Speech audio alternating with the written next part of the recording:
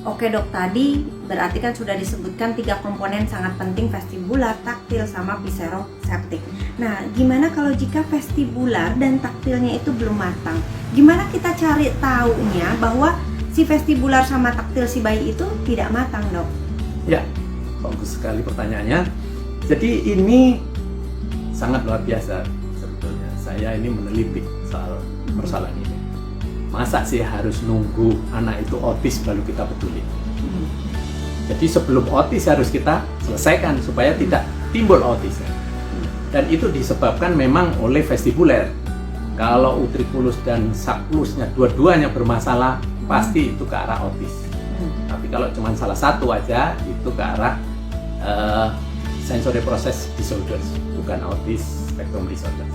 Nah, untuk tahu itu, pada usia menjelang 3 bulan kita jantur aja. Jantur, apa itu jantur dok? Di jantur itu kalau kita dipegang nih, kakinya dipegang, kepalanya di bawah. Nah itu. Kalau yang ideal, ya, nggak bahaya nih dok di jantur nih bayi? Oh, tidak ada bahaya. Karena bayi itu belum pakai memorinya, jadi tidak ada trauma. Ya kan? Kalau yang sudah pakai memori itu di atas 2 tahun itu baru trauma. Kan? Ya contohnya aja di Turki itu anak kena gempa bayi umur 1 tahun, dia nangis ada di bawah. Setelah dewasa, kalau kita nggak memberitahu, dia tidak tahu dulu itu ketimpa gempa tapi selamat. Ya kan? Jadi tidak ada trauma ya, karena memori belum dipakai. Oleh karena itu segitiga trot itu harus dirubah. Vestibuler yang menjadi fondasi, bukan central nervous system. Jadi vestibuler ini yang pertama kali dirangsang karena gravitasi bumi melakukan. Jadi yang ideal itu lahir normal, dia akan ekstensi, melentik, tulang punggungnya melentik, tangannya terbuka, mata terbuka. Matanya nggak merem ya dok? Tidak merem matanya ya. Nah, itu artinya lahir normal alami dengan imbang pelvic yang ideal. Karena vestibularnya oke, viseroseptiknya oke, taktilnya oke. Oke dok, tadi di jantur kalau yang normal alami dan ideal, dia pada saat di jantur tangannya terbuka, matanya juga terbuka dan tulang punggungnya lentik. Lanjut dok?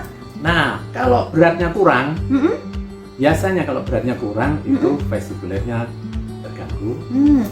Cuman biasanya yang terganggu itu adalah vestibuler bagian utriculus. Ya, karena utriculus ini adalah gelang-gelang yang tidak sejajar dengan batang otak. Nah, ini mudah sekali terganggu pada yang beratnya kurang, karena mulesnya hanya sebentar, langsung lolos ya, sehingga vestibuler bermasalah. Yang bermasalah biasanya yang tidak sejajar dengan batang otak, yaitu utriculus. Yang subculus pasti umumnya masih bagus karena dia tetap posisinya sejajar dengan batang otak. Nah, sehingga anak-anak yang lahir itu posisinya adalah kalau beratnya kurang, tangannya terbuka, tapi kepalanya nunduk dan tutup mata.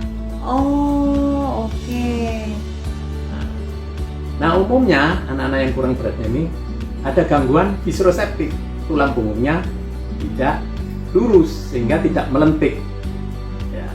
Ya, dan anak-anak ini besarnya akan diprediksi menjadi hiperaktif karena subculusnya yang oke, sedangkan utriculusnya tidak oke. Jadi subculusnya tidak ada yang menghambat, jadi dia akan lebih hiperaktif. Ya, ini.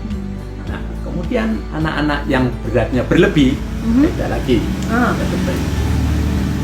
Nah, kalau berlebih, dia justru tulang punggungnya lurus, ya kan? Tapi taktilnya bermasalah. Ya, karena waktu lahir di mulut rahim, di mulut vagina lama, ya, terlalu lama. Harusnya itu cuma sebentar aja, sehingga plexus brachialis dan plexus femoralis tidak tersentuh oleh tulang ekor ibu pada bayi yang beratnya berlebih. Oke. Jadi posisinya nanti sudah melentik si kepalanya, ya, punggungnya sudah melentik, tapi tangannya tertutup, menggenggam dan menyiku, ya, siku begini. Matanya, Dok? Matanya terbuka matanya. Nah, anak-anak yang seperti ini, ya, karena kalkulusnya atau taktilnya yang bermasalah, biasanya menjadi hipoaktif. Hipoaktif.